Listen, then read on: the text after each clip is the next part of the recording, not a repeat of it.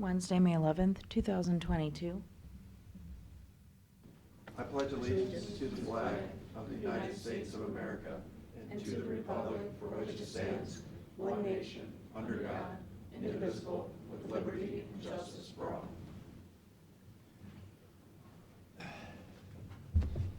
Have minutes? I do have minutes. Motion to approve the Erie County Commission meeting minutes for April 13th, April 21st, and May the 2nd. Second. Mr. Schaffner? Yes. Mr. Old? Yes. Mr. Schoenebeck?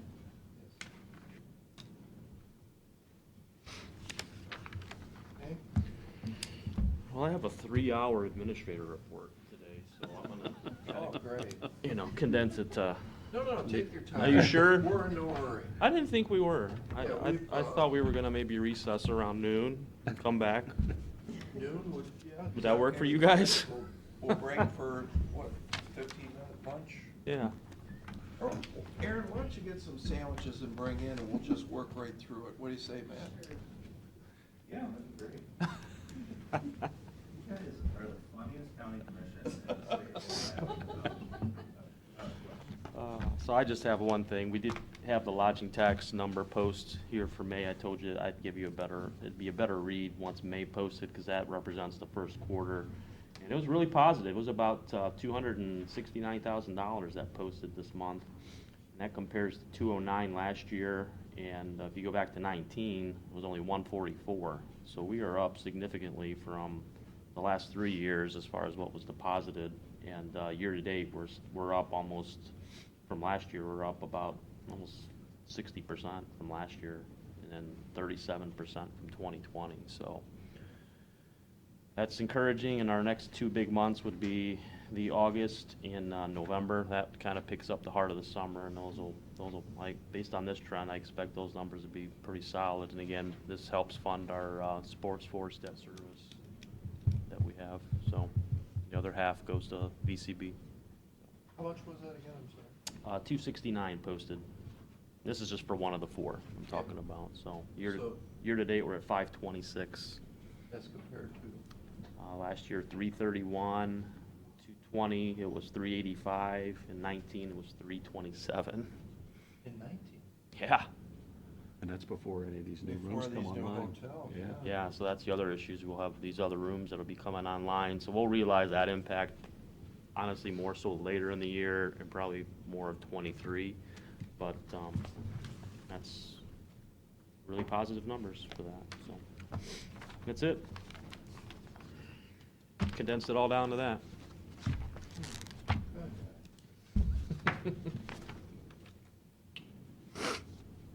So, did you have bid opening today? No, we did that last week. Oh, you don't have anything today? It's just the RFP. Contract. Contracts. The contract. No, I'm just, contract. in case you guys had any questions about, I submitted everything to Leah and Aaron and stuff, so they were just here, Finalizing that get that approved today. purchase of that stuff, the contract. Today on the Yeah. resolution. So he's just hanging out just in case. So do you guys have any questions for Mark? I don't think so. That's simple. Simple and easy. You sure? We got sandwiches coming in. I've got a meeting at 1 o'clock I have to be at, so that might be close, but I'll make the sandwiches are. That's what you do. Thanks, Matt. Want to make sure you're invited.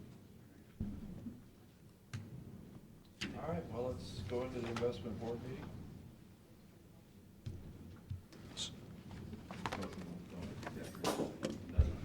I'll second. Mr. Old? Mr. Schaffner? Yes. Mr. Schoenebeck? Yes.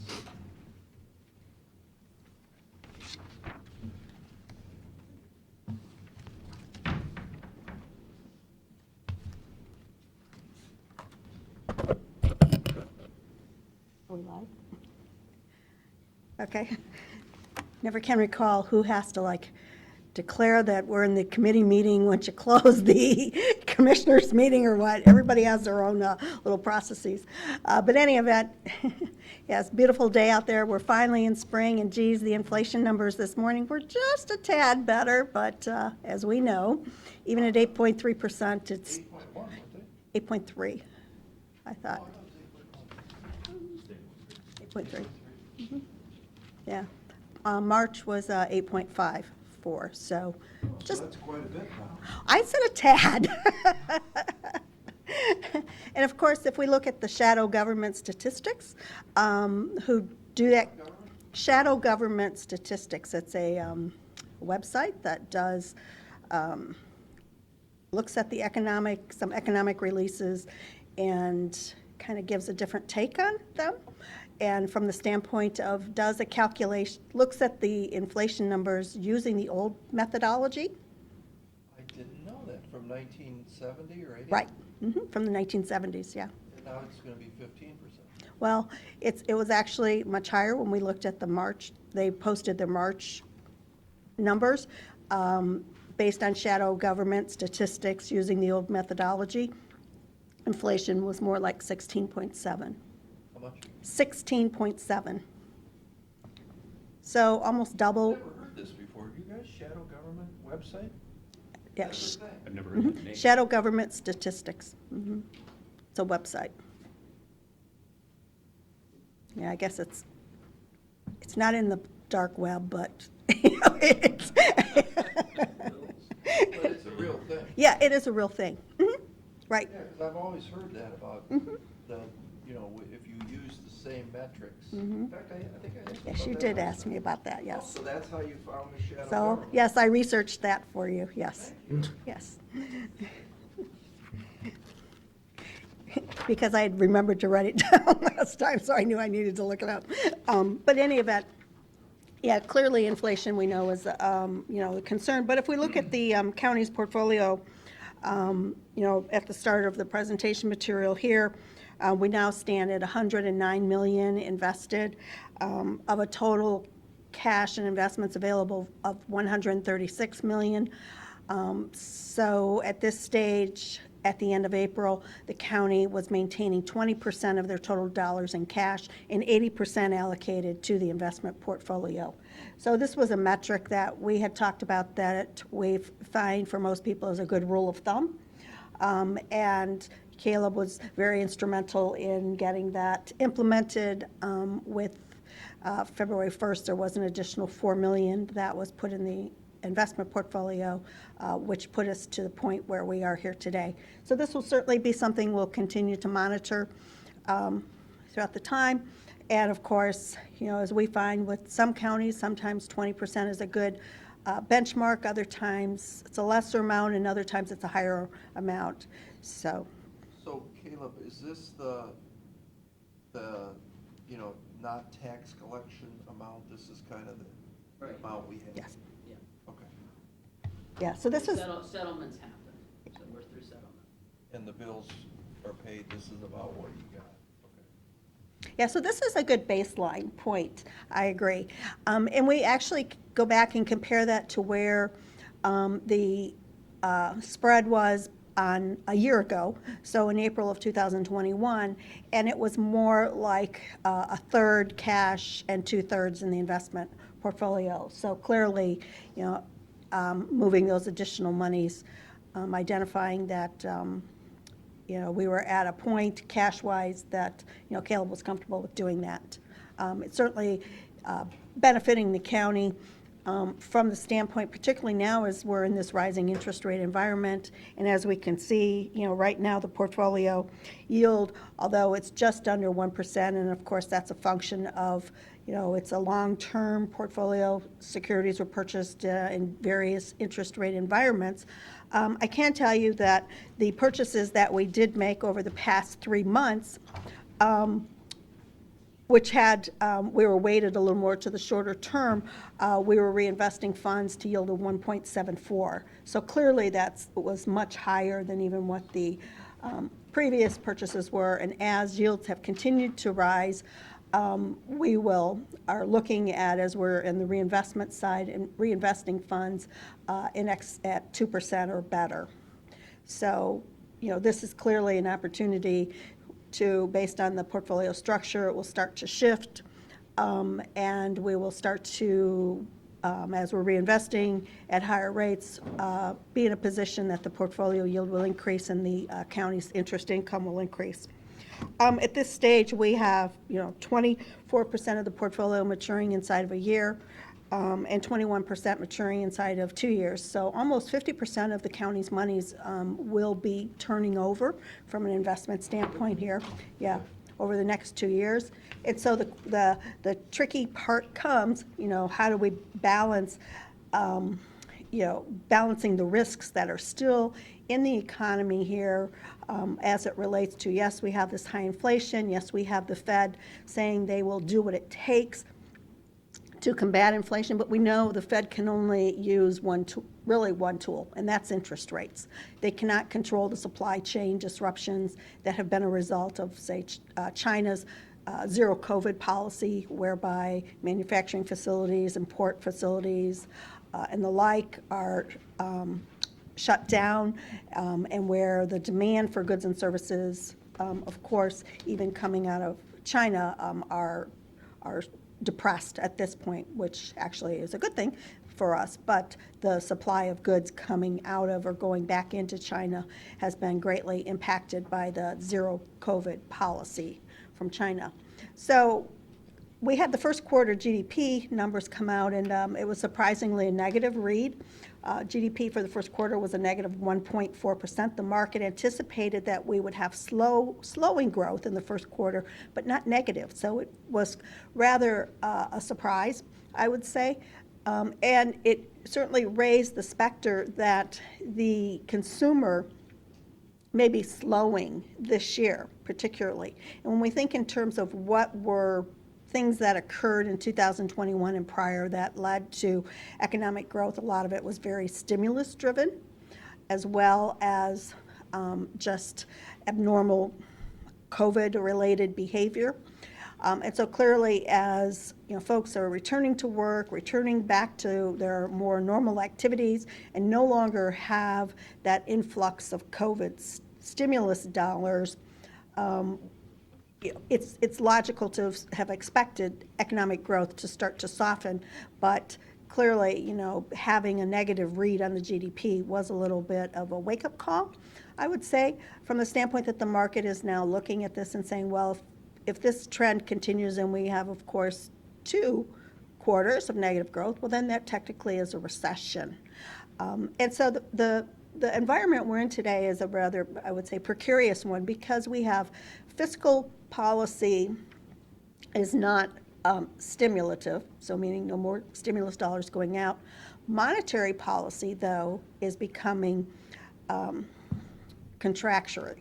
It's serving to, with raising interest rates, that it's no longer easy. It's tightening. So monetary policy is tightening, moving in one direction. Fiscal policy is moved in another direction, and of course the consumer will react to that. And we've seen a lot of that, started to see some of that as well, particularly in the mortgage market, where with cost of mortgages now 5 to 6%, up from 2 to 3%, and we have a whole generation of people who have only known those low levels of interest rates versus a generation of us who have said, well, 5 to 6% mortgage rate is still pretty cheap money. But there's still an adjustment process that will go on, and we have started to see some layoffs, particularly in the mortgage industries.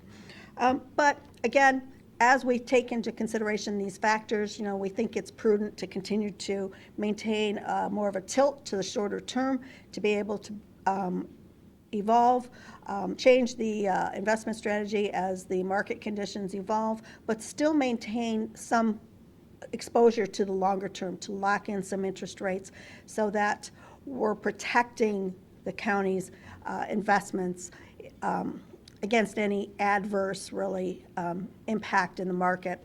At this stage, we have 37% still maturing beyond 3 years.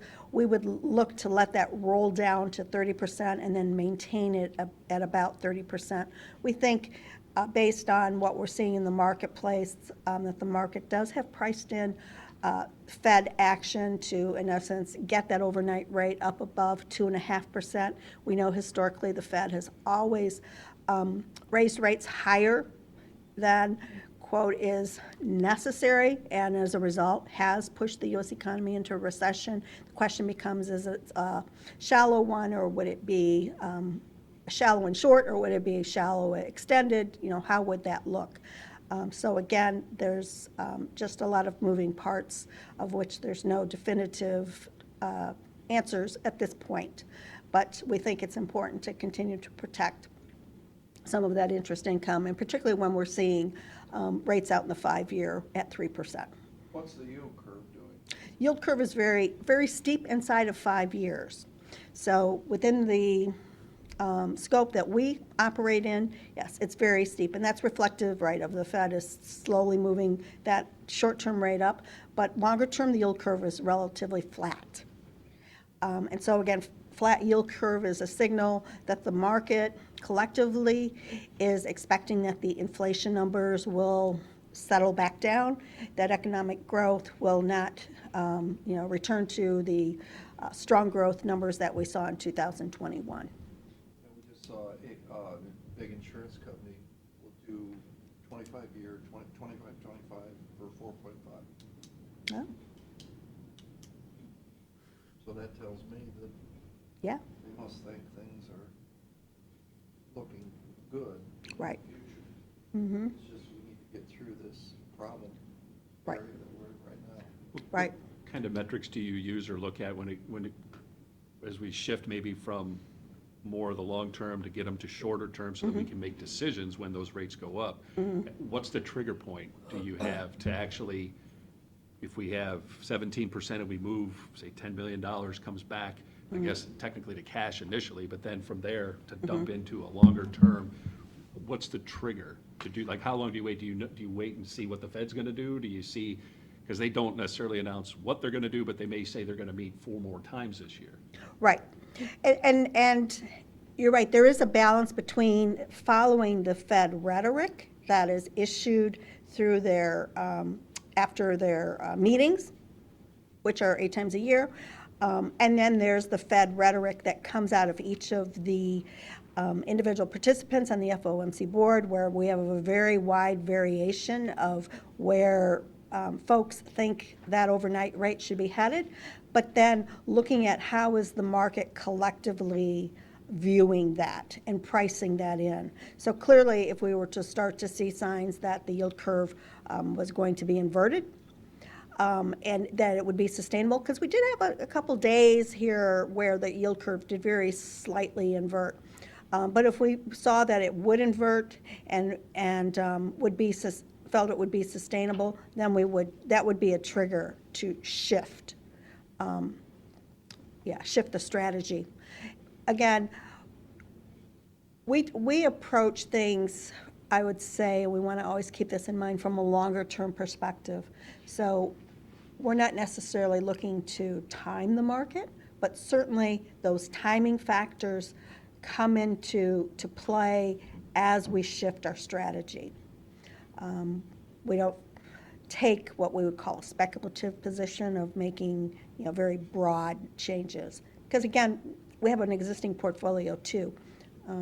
So clearly, things that were purchased or that we bought in a much lower interest rate environment, from if we were to sell them today, we would be realizing a loss. So the To midterm investors. elections, Yes. they have, do they have anything to do with interest rates? Yes, they do, from the standpoint of, the market will perceive as we get closer to the midterm elections, which way will it go? And will we then be in gridlock, or will we be in an environment whereby, one party will have clear control and will be able to, institute some additional spending programs, or, the opposite, or not. Yeah. So, that clearly does come into play. That's But one of those factors. Does it affect the Fed? Technically, no. The Fed is independent. Right. Mm-hmm. So the president really puts Janet Yellen in place. Yeah, well, she's the Treasury Secretary, yes, not the Fed anymore. Mm-hmm. Yeah, The Senate confirms that governor. yes. Mm-hmm. That's the only Congress. Right. Yeah, And that's a good point. I mean, and we've talked about that internally. It's an interesting dynamic because the president nominates people to fill the Fed roles, and then they're subject to approval within Congress. But once then they move over into their position, then they're technically independent. But, But right.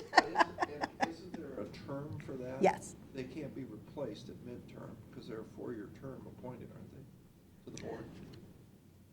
I don't know how long a Fed governor's term is. Off the top of my head, one is 8 and one is 4, yeah. So you can't get out midterm. You can't say, you're fired. I'll No. put somebody else in. That's why I Correct. asked. Mhm. I don't know where those 4 and 8 year terms Right, are. I Mhm. assume, well, I don't know. yeah, Well, they're all staggered to keep, right, so that way when you have administrative changes, you're not throwing out the whole Fed board like you do Right. with some of the federal boards. Yeah. Mhm. So, I mean, it's supposed to be independent. Right. theoretically, But yeah. it's a pretty small world in Washington. Exactly. And I think the other point, too, to add to the, the Fed board is that the presidents of the regional Federal Reserve banks rotate serving on particularly the FOMC committee as well. So you do have some, new members that cycle through on a periodic basis. Okay. So we included in here, of course, the comparison of the yield to maturity by maturity distribution, and of course, the blue line bars are where we're at the end of April, and so we can see that by maturity distribution, the yields on the county's investments is continuing to rise, of course, with the exception of that 0 to 1 year, and that was a function of just that we had, again, securities that had been purchased when interest rates were much higher had rolled off. So when we think back, 5 years ago, 4 years ago, we were buying securities yielding, upwards of 3%. And we're only replacing with, as we said this past quarter, 1 3/4.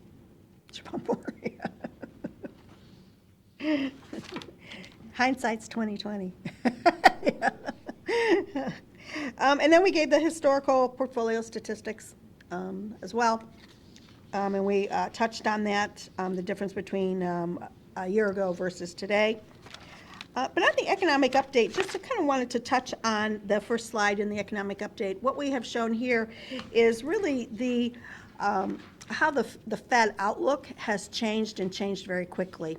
So what this graph shows is the Fed funds target, the blue line, and then looking out, it shows then what the Fed's forecasts were at each of their quarterly updates. So we can see on the bottom, the bottom blue dotted line, the Fed was projecting that rates would not go anywhere for a couple of years. That started to shift by, in 3 months, June of 21, September of 21, a little further adjustment. And it really wasn't until particularly December and then particularly the March forecast that they updated that we really saw the biggest movement in their forecast for the change in the overnight rates. And again, with hindsight, we look back and say, well, why did it take so long for the Fed to change their outlook?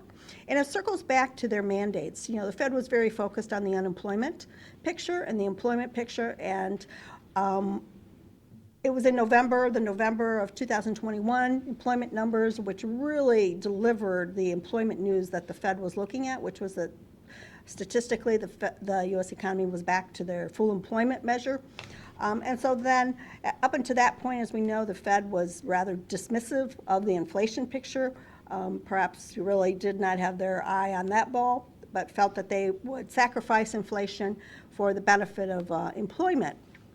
And so now, as we know, as inflation has continued to gain steam and really picked up very quickly in the early part of 2022, the Fed has been, in their world, very quick to shift their outlook to say they're now combating inflation, prepared to do whatever it takes. And this is reflected, of course, in their most recent forecast in March, which even today, though, is rather stale. Because as we have, again, to those metrics that we follow, seeing what the market is pricing in, seeing some of the speeches and such that are made by individual Fed members, we would clearly expect in June, when this forecast is updated, that it will reflect a much faster pace and perhaps higher level of the overnight rates to be expected as the Fed embarks on this rising interest rate environment. Clearly, the concern is, are we going to have a we're going to revisit rates that we saw in the early 1980s? We hope not. There seems to be a common theme here. It starts to kind of go awry in 2020, doesn't it? Yeah.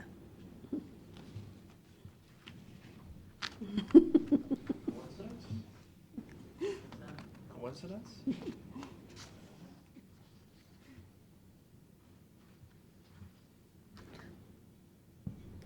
Well, from an investor standpoint, certainly higher interest rates are welcomed.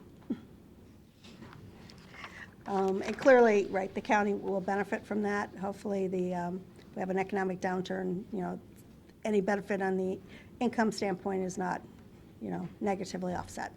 Yeah, well, the opposite is true, though. With a higher interest rate environment, look what the market's done. So your 401ks across the nation are now tanking. Yeah.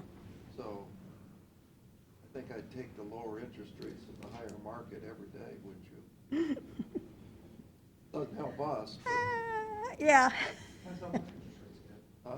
Depends how high interest rates get. Put it in the savings account. That's right. Lock it into CDs. Yeah. Can't beat it. 9 or 10% guaranteed return.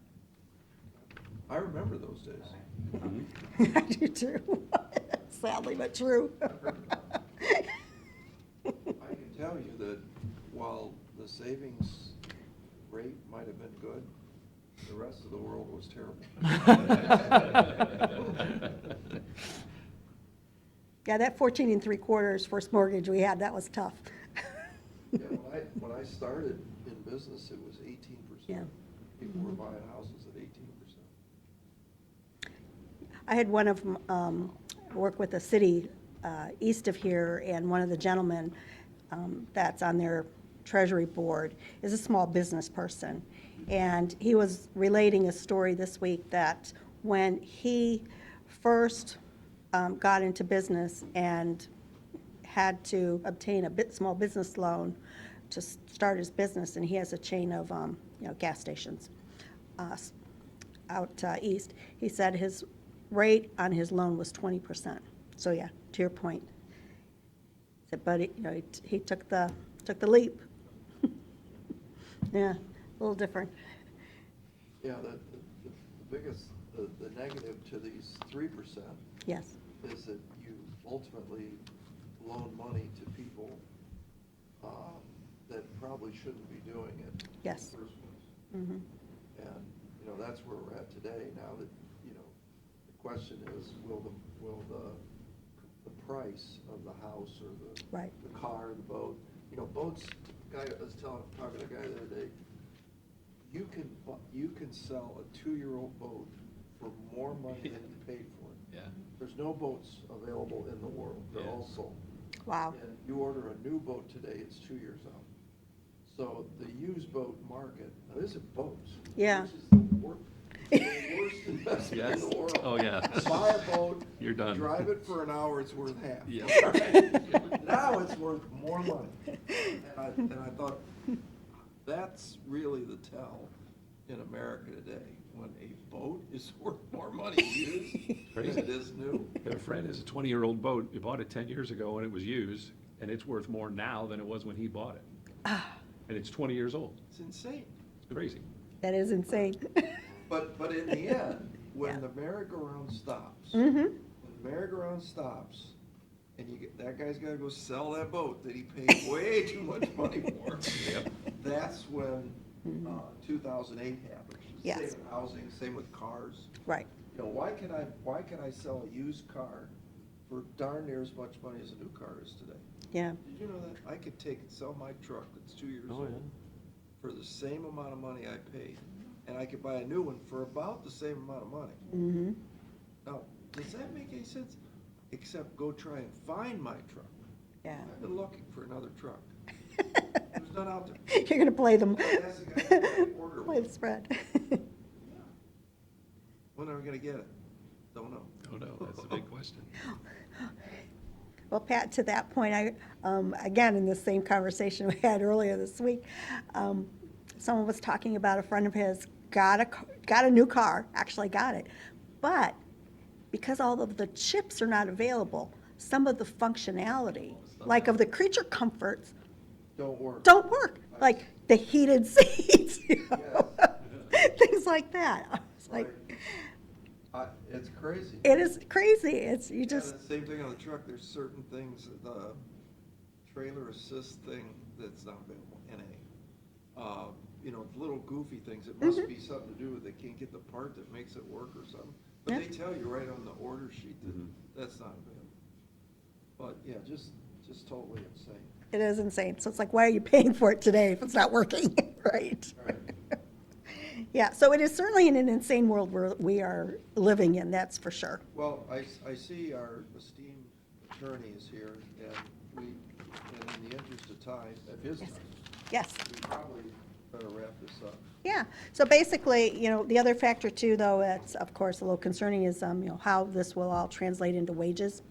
And we see, you know, the national index showing that wages are, and this includes benefits part is up 5.5%, but that's still below where the level of inflation is. So from the market's perspective, this is rather squashing the concern that we would be in this wage price spiral that we experienced back in the late 70s, early 80s. But of course, Spiral up. well, back then, right, wages were, workers were able to demand wages high to keep up with inflation. And then, of course, that fed into more inflation, and then they would require additional wage increases and the like. And you're not seeing that, did you say? No, not with inflation over 8.5% across the country. Oh. There's always going to be ranges, yes. Yeah. I mean, We're not experiencing that here. We can't find workers, and the workers that we do have, we have to pay them a lot. yeah, we have a difficult time finding workers, too. Yeah, very difficult. But the point is, Yes. inflation is going up more than the wages. Yes. Yeah. The wages aren't driving, No. they're not meeting inflation. Right. It's Yeah. a race. Yeah. Wages Today. are up, and Today. costs are up. Today. But we all know tomorrow, they're gonna be back in asking for blankety blank. Possible. On top of Possible. there's a bunch of federal dollars that are floating around. Yeah, and that's a good point. I mean, the second leg of the ARPA money will be coming soon. And granted, Oh, yeah. Yeah. The second payment, yeah. right, you know, and so what we have seen throughout, you know, the county is a lot of folks still have not spent a lot of that money. So I don't know how that has worked out here. Very well. Yeah, they're spending Good. in Erie You're County. spending I it? just don't know if it's locals, but All right. Yeah. Well, with that, Yeah, that's all I got. good job. Thank you. I appreciate it, and, you know, we certainly, you guys are, Treating you okay? oh, yeah. He's not buying any more Chinese investments, No. Nope, we've got that out of the portfolio.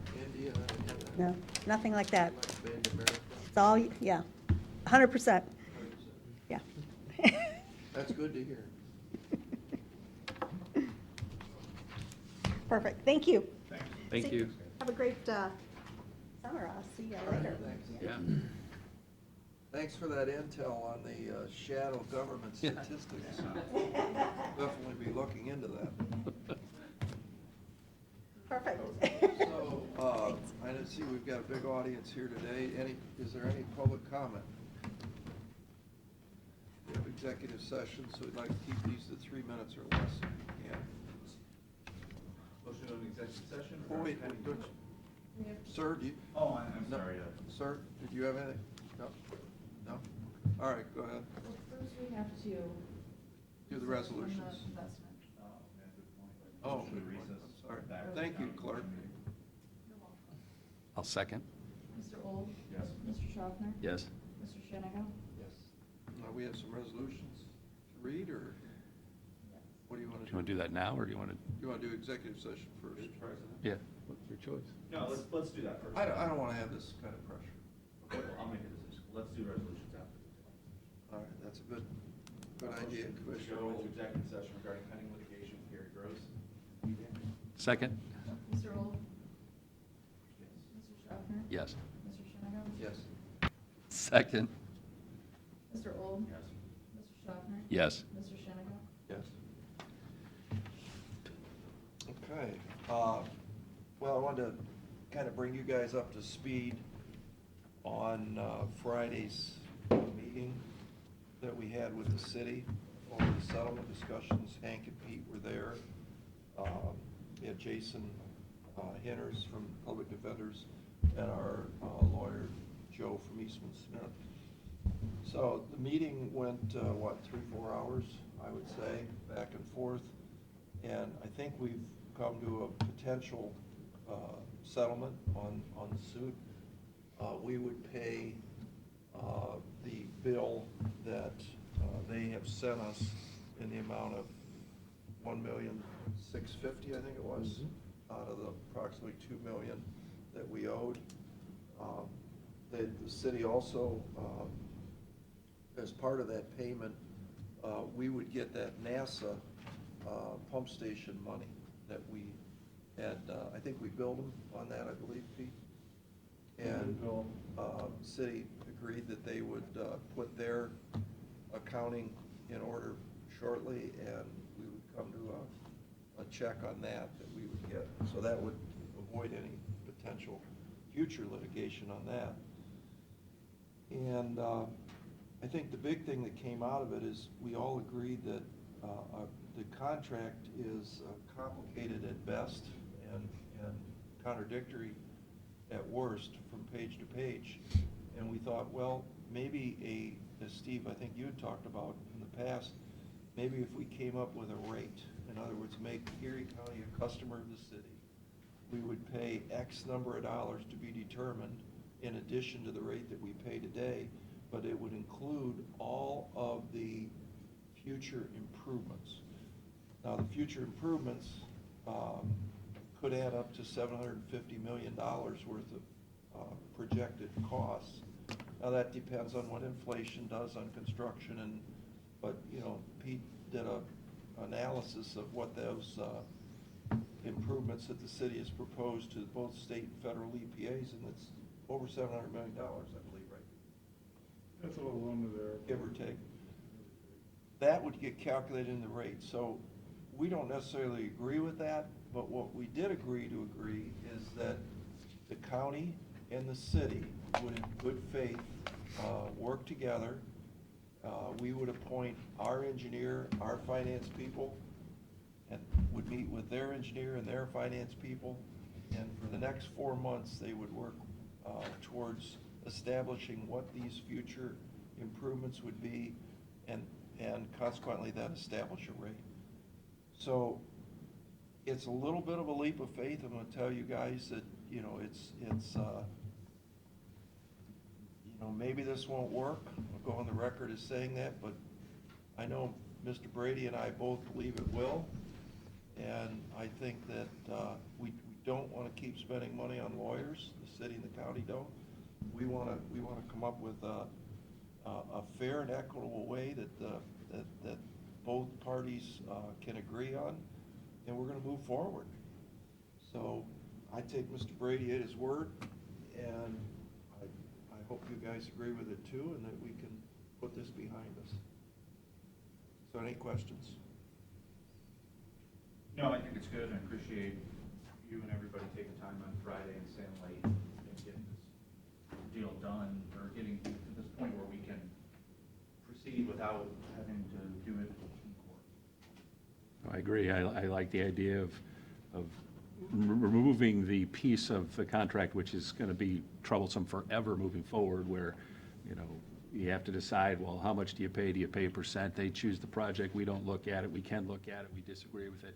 And if we can remove that, which this appears to be doing, and we can pay the single rate, and as you mentioned, Pat, being a customer, I think that simplifies a lot of things moving forward. So also thanks to you and Commissioner Brady for working hard, and everybody else who was involved in doing this, because certainly these things aren't easy to do, but I think we've got the groundwork of what looks to be a very positive outcome here from this, so that's good. Okay, so how do you want, Gary, what would you suggest we do? I would recommend that the commission consider a motion to proceed with the, looking to make a settlement of the current litigation between the city and the county. And as part of that settlement, some modifications of the agreement hopefully can be negotiated. And so I prepared a motion that incorporates the results of the May 6th settlement conference that Mr. Shenago and Mr. Brady agreed as a kind of roadmap of how this settlement would work. And so there's a motion that the board can consider at this time to move forward with the future negotiation based on agreements that were made on Friday, May 6th. Okay, do you have that motion? No, I have to.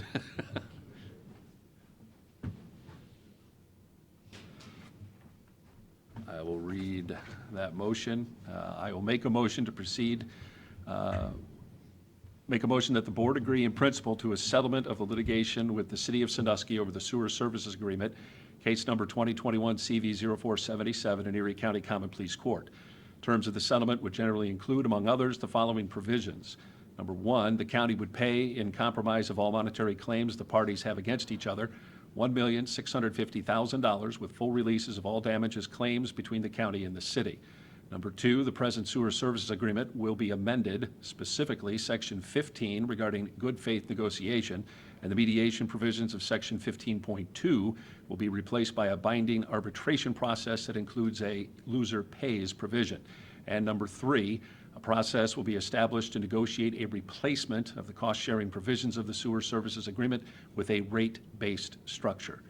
Additional details of these proposed settlement provisions are included in the memorandum that resulted from a settlement conference held between the parties on May 6th, 2022. A copy is attached and incorporated herein. The board hereby directs the administrator, its other authorized agents, and its attorneys to engage in the above referenced processes and procedures and to promptly negotiate and prepare the necessary documents and agreements to effectuate the terms of this agreement. That is my motion. Mr. Schaffner? Yes. Mr. Old? Yes. Mr. Shenago? Yes.